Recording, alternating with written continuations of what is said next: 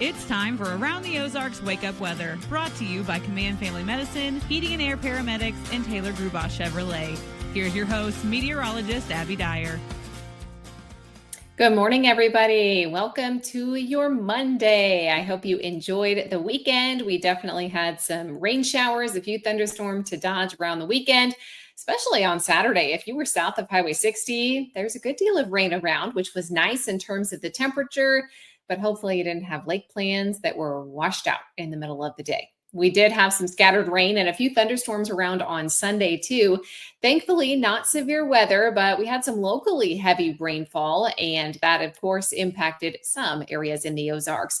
This morning, a result of the weekend rain chances means that there's a bit of ground fog that has developed across the Ozarks, patchy fog in the forecast this morning. So be mindful of that. I know it's a new start to the week, not that pleasant to have some visibility issues here and there, but visibility this morning is reduced, less than a half mile. There could be some patchy dense fog, so remember to use the low beams and just plan a few extra minutes for that morning drive if you haven't left the house yet. It's not going to last all day. This fog is going to burn off by about 9 o'clock in the morning. We should see the skies clear and some sunshine is in my forecast as we head into the course of the afternoon as well. High temperatures today, they are going to warm up into the middle 80s, and there will be another chance today for some showers and thunderstorms. I have yet another day with about a 30% chance for showers and storms. We've got a stationary boundary draped across the Ozarks, and that's acting as this place where we could see some showers, a few thunderstorms, and there's even some heavy rain that's possible for the St. Louis area, much of the eastern portion of the Ozarks. So heads up to that if you have to travel today, if you're heading east of town, back over into the eastern part of the state, as well as the St. Louis metro area. That's where we're on watch for some flooding problems, isolated flooding expected with some of the heavy downpours that I think are possible in the forecast later today. We've got partial sunshine in the forecast today too. So the mid 80s, pretty typical for a nice July day. We'll see high temperatures back into the 90s later this week. So there is no shortage of summer weather in this 7-day forecast. We also will hold on to this isolated storm chance each and every day through the rest of the work week forecast. No one day looks like a total washout, but I think we'll have a good deal of showers and thunderstorms around.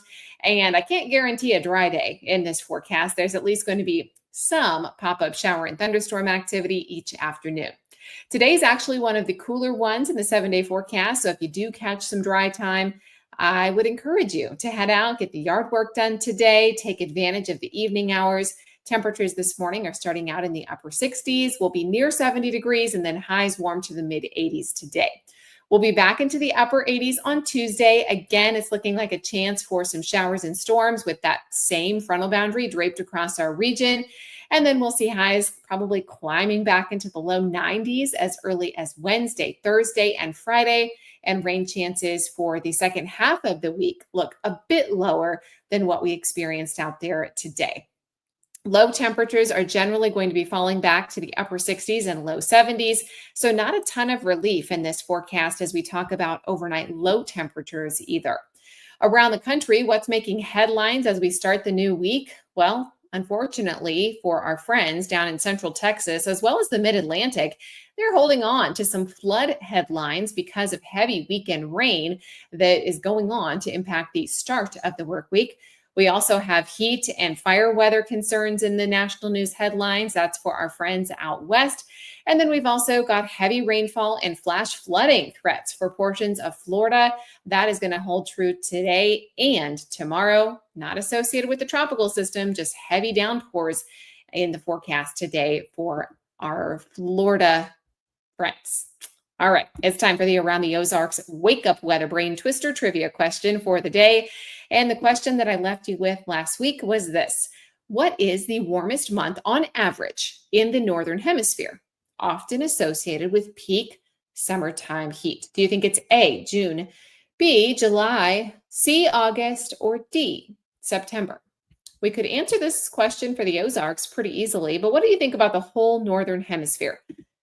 If you guessed B, July, you would be correct. Yes, July is typically the hottest month in the Northern Hemisphere. This is due to a combination of factors.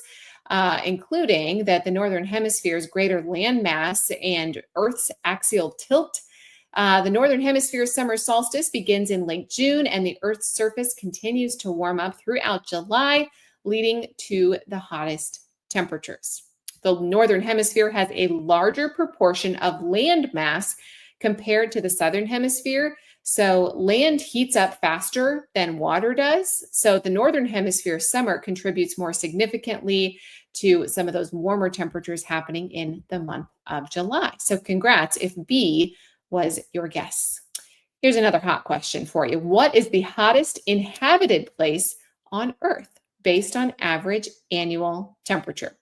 Do you think it's A, Death Valley, California, B, Dalal, Ethiopia, C, Dubai, or D, Alice Springs, Australia? Let me know your guess. You can do that. That's at the website aroundtheozarks.com. Happy Monday. I hope that you are not dealing with some of that patchy fog this morning, but if you are, I'm expecting it to burn off by mid-morning.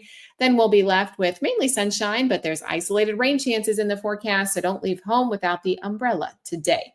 Thanks to our sponsors, Command Family Medicine, Heating and Air Paramedics, and Taylor Grubaugh Chevrolet. Have a great one. We'll chat again tomorrow.